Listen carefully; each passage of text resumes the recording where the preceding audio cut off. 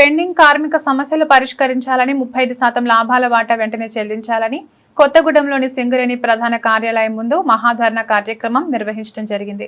ఈ సందర్భంగా union గౌరవాధ్యక్షులు Koppula Eshwar, union అధ్యక్షులు మిర్యాల రాజిరెడ్డి మాట్లాడుతూ ఎన్నికల్లో అనేక హామీలు ఇచ్చిన గుర్తింపు ప్రాతినిధ్య సంఘాలు హామీలను మరచి యాజమాన్యానికి వత్తాసు పలుకుతూ కార్మిక సమస్యలను గాలికి వదిలేశాయి।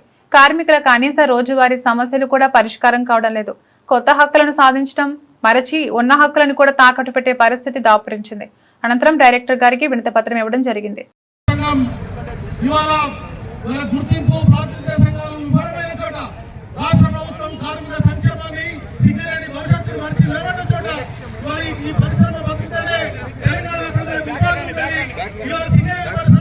ఈనాడు యొక్క ధర్నా కార్యక్రమాన్ని చేపట్టడానికి ప్రధానమైనటువంటి కారణం ఏదైతే గతంలో సింగరేణి కార్మికుల సంఘం యొక్క ఎన్నికలలో అనేక వాగ్దానాలు చెప్పి మాయ మాటలు చెప్పి అధికారంలోకి వచ్చి అనేకమైనటువంటి హామీలు ఇచ్చి ఇలా కార్మికులను గాలికి వదిలేసి మరి వాళ్ళు ఇచ్చిన హామీలను అమలు చేయడం కోసం ఏమాత్రం ప్రయత్నం చేయకుండా ఇలా కార్మిక వర్గాన్ని వంచినటువంటి మోసం చేసినటువంటి విషయాన్ని మరొకసారి ఈ యొక్క యాజమాన్యం దృష్టికి తీసుకురావడం కోసం తెలంగాణ బొగ్గుగని కార్మిక సంఘం ఒక బాధ్యతాయుతమైనటువంటి సంఘంగా తెలంగాణ రాష్ట్రాన్ని సాధించడంలో ఈ యొక్క సింగరేణి సంస్థ యొక్క భవిష్యత్తు కూడా ఆనాడు ఆలోచించినటువంటి సంఘంగా ఎవరైతే ఈ సంఘానికి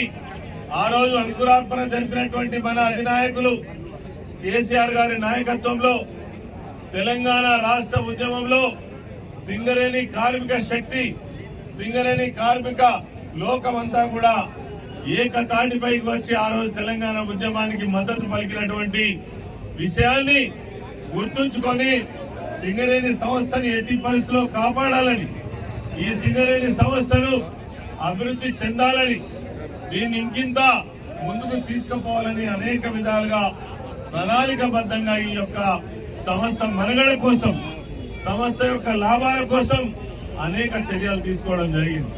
అంతేకాకుండా అడిగినా అడగకపోయినా మరి కార్మికుల యొక్క సమస్యలు అనేక సంవత్సరాల నుంచి పెండింగ్ లో ఉన్నటువంటి సమస్యలను పరిష్కరించడంలో వారే స్వయంగా కార్మికుల దగ్గరికి వచ్చి రామకృష్ణాపూర్ లో, శ్రీరాంపూర్ లో స్వయంగా ఒక సమావేశాన్ని ఏర్పాటు చేసి వేలాది మంది కార్మికుల సమక్షంలో వారి యొక్క సమస్యలకు పరిష్కారం చూపించినటువంటి నాయకుడు మన కేసీఆర్ గారు।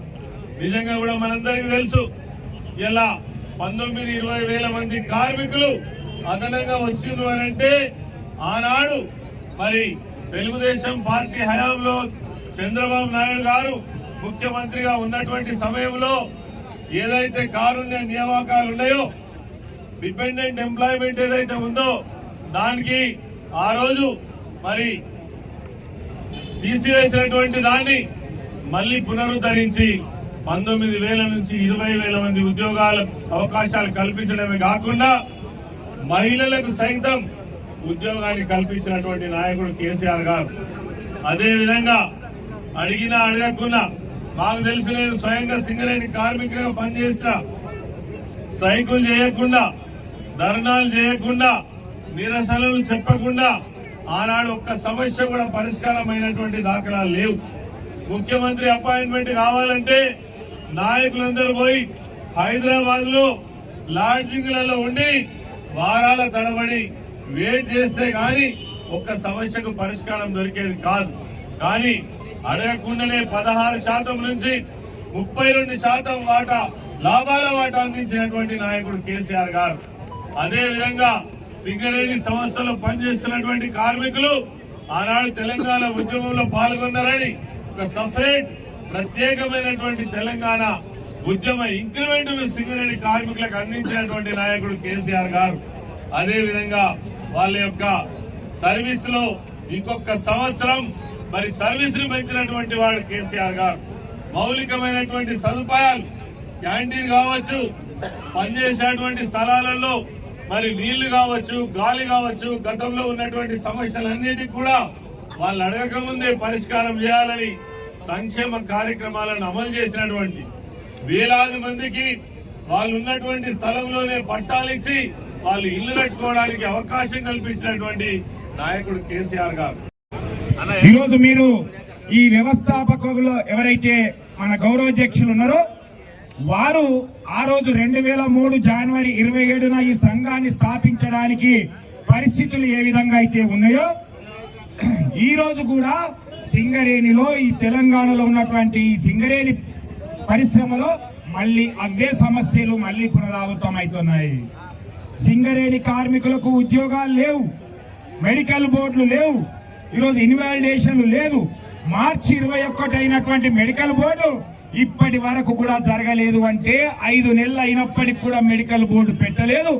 అనంగనంగా మొన్న మేము ఈశ్వరన్న మేము ప్రజాప్రతినిధులం అందరం వెళ్ళి సిఎండి గారిని చెప్తే పెండింగ్ లో ఉన్నటువంటి 55 మందిని 65 మందికి 55 మందిని మాత్రమే పిలిచినటువంటి హయ్యర్ సెంటర్ పోయినటువంటి వాళ్ళని పిలిచి అందులో 5గురిని మాత్రమే ఇన్వాల్వ్ చేసి 9% అనేక మంది జబ్బులతో బాధపడుతున్నటువంటి వాళ్ళని కూడా ఇన్వాలిడేట్ చేయకుండా ఓపెన్ కాస్ట్ లో పనిచేసేటువంటి ఫిట్టర్ ఎలక్ట్రీషియన్లు కూడా సర్ఫేస్ జనరల్ మజ్దూర్ గా ఇవ్వడం అయితేంది, సీనియర్ మైనింగ్ సర్దార్లని జనరల్ మజ్దూర్గా ఇచ్చి వాళ్ళ ఆత్మగౌరవాన్ని దెబ్బతీసే విధంగా చేసినటువంటి మెడికల్ బోర్డు. అంటే దీన్ని బట్టి అర్థమవుతుంది కేసీఆర్ గారు ఏదైతే 15,000 మందికి మహిళలతో సహా పెళ్లి అయినటువంటి వాళ్ళు, పెళ్లి కానటువంటి వాళ్ళు, వితంతువులు, విడాకులు తీసుకున్నటువంటి వాళ్ళు, ఒంటరి మహిళలతో పాటుగా 17,000 మందికి ఉద్యోగాలు ఇస్తే ఈరోజు జరుగుతున్నటువంటి పరిస్థితి ఏంటో మీరు చూస్తా ఉన్నారు. అంటే ఈ మెడికల్ బోర్డులు ఉంటాయా పోతాయా ఏమైతాయి అనేటువంటి ఆలోచనతో ఉన్నటువంటి సందర్భంలో అందరం కూడా దీనికి ప్రతి నెల మెడికల్ బోర్డు పెట్టాలి. బాధతో ఉన్నటువంటి ప్రతి కార్మికుడిని కూడా అన్ఫిట్ చేయాలి. మొన్న జరిగినటువంటి అన్ఫిట్ అయినటువంటి వాళ్ళు ఫిట్ అయినటువంటి వాళ్ళందరినీ కూడా మరొకసారి బోర్డుకు పిలవాలనేటువంటి ప్రధానమైనటువంటి డిమాండ్తో పాటుగా మనం ఎదురు చూస్తున్నాం. దసరా ఎగ్జాక్ట్లీగా 30 రోజులు మాత్రమే ఉన్నది. ఈ దసరాకు ఇంత దగ్గరికి వచ్చినప్పటికి కూడా లాభాలను యాజమాన్యం ప్రకటించలే. దానిపైన ప్రభుత్వం వాటా నిర్ణయించాలి, చెల్లించే తేదీ వెంటనే ప్రకటించాలనేటువంటి మరొక డిమాండ్తో ఈరోజు ఈ ధర్నా కార్యక్రమాన్ని ఆ రోజు ఉన్నటువంటి కార్యక్రమమే ఈరోజు చేయాల్సినటువంటి పరిస్థితి ఏర్పడతా ఉన్నది. ఆ రోజు కూడా లాభాల వాటా పెరగలే. కేసీఆర్ గారు వచ్చిన తర్వాతనే లాభాల వాటలో పెరుగుదల అనేది వచ్చింది. మొన్న మీద పెరిగినట్టుగా చేసిండు, కానీ సగానికి సగం 16.9% ఇచ్చి మిగతాదంతా కూడా 33% కాదు, అలా సగం శాతమే చెల్లించినటువంటి దాంట్లో ఈరోజు వాస్తవ లాభాలను ప్రకటించాలి, వాస్తవ లాభాలను చెల్లించాలి, 35% లాభాలను చెల్లించాలి, అది వెంటనే చెల్లించాలి, దసరాకు 10 రోజుల ముందు చెల్లించాలి అనేటువంటి డిమాండ్తో ఈరోజు ముందుకెళ్తా ఉన్నాం. ఇకపోతే వేలం పాటతో సంబంధం లేకుండా సింగరేణికి బొగ్గు బాగులు కేటాయించాలి అనేది ఓకే. వేలంలో వేస్తే లాభం జరుగుతుంది, రాయల్టీ తక్కువ చెల్లించాల్సి వస్తుంది చెప్తున్నటువంటి వాళ్ళకి ఓకే.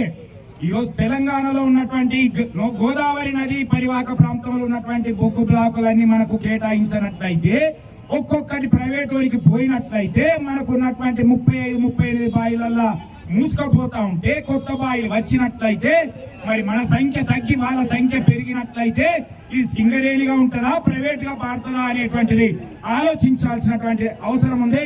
అందుకే ఈ యొక్క బొగ్గు బ్లాకులు వెంటనే మనకు ప్రకటించాలి అనేటువంటిది, వేలం లేకుండా ఇవ్వాలి అనేటువంటిది ఒకటి. అందుకే సమయం అవుతున్నటువంటి సందర్భంలో మన గౌరవ అధ్యక్షులు మాట్లాడినటువంటి అవసరం ఉన్నది. కాబట్టి పోలీసు మిత్రులకి ఒకటే, త్వరలోనే